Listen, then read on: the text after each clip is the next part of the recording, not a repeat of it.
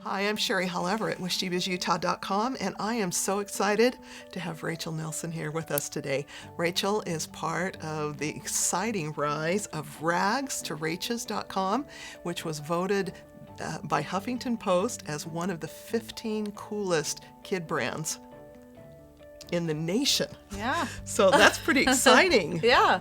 What were you thinking? Great. That was a surprise, but obviously a really good surprise. And you So may have fun. seen her on Shark Tank recently too. So she's Utah County grown, and she's rocking a business, and we kind of want to find out a little bit more about who she is and what she thinks. So we're here for our 5 questions. All right. Should I dig in? Dig in. Okay. And I'll go ahead and read those for you. Let's see. Boy. Do you have a cool office tradition? Okay. Let's see. Office tradition. I don't know if it's very cool, and maybe my employees would be a little bit embarrassed, but I always come in, and I think everybody does it now, and ask, how's the morale? What's the morale like today? Is the morale high, low? And if we ever feel like the morale is low, then we all stop what we're doing, crank up the music, and just jam. And that is kind of a fun little... Change it up, switch it Yeah, up. change the pace. Like, life's too short. So what do you jam to? You know, it just depends on the day. Uh-huh. It could be a little TLC, salt and pepper. Cool. Okay, let's do another one. All right. All right, let's see. Where did you start your business? So I started my business actually in my parents' basement. That's where we were living at the time, me and my little family. My husband was in grad school.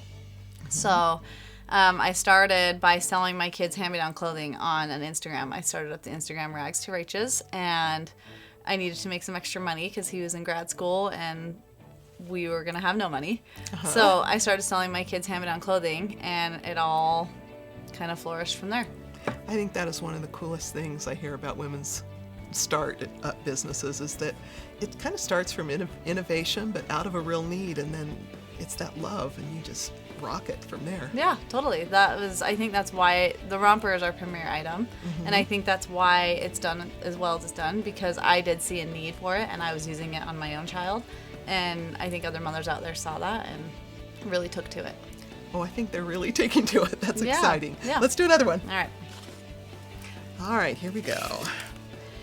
Have you made your business different than your competitors? How have I made my business different? You know, I think in the beginning when I started it, because I am a mom and because quality of life to me is like so important, I decided that there are no rules. And there's so many companies out there that were telling us what to do, how to do it, and that just wasn't very comfortable for me, and it became more of a stress rather than something that was fun.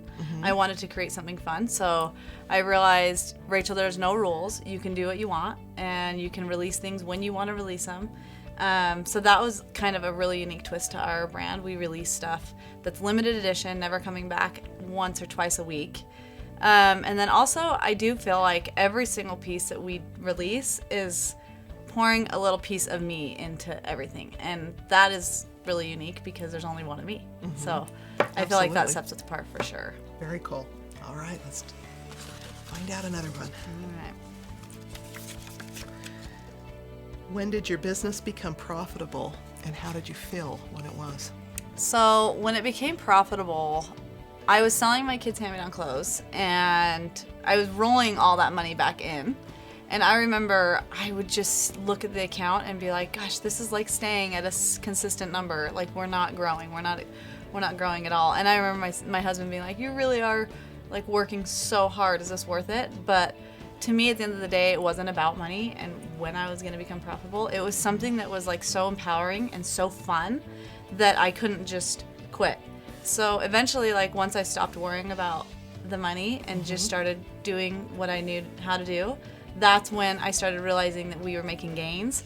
And yeah, it was like, there's nothing, it still doesn't get old. Like, it's so empowering to be able to say, like, you can support your family. If all else fails, you are there and you can be a financial support and also a mom. So Fantastic. yeah, I don't think it ever gets old. No, not when you're winning, huh? No. Okay. Okay. Let's see. What is the one thing that you've learned while trying to balance your home and your business? Oh man. balance, that is like something that I feel like every business owner, especially myself, always is trying to get a whole handle of. Like, that is probably the number one question when I would go to any sort of conference, like, how do you balance all of this? And I never got a clear answer, and I'm not going to give you a clear answer because I don't know how. Like, I think it's so important to have balance and to be able to do things outside of your business. My business doesn't define me, and I do believe that balance is kind of always changing, but I agree with that. I think the one thing that you can't lose focus of is your priorities. And there's a difference between balance and priorities. And every once in a while you can get those priorities mixed up, but if you can make priorities like my family and my kids are my first priority, and that in turn will help me balance out the rest of my life.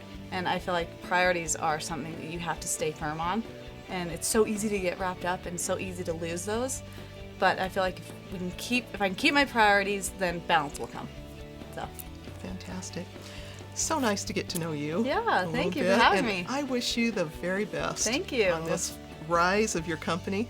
I hope that you'll go and visit ragstoraches.com, and also be sure you go and like her Instagram account, because that's where all the cool stuff's happening.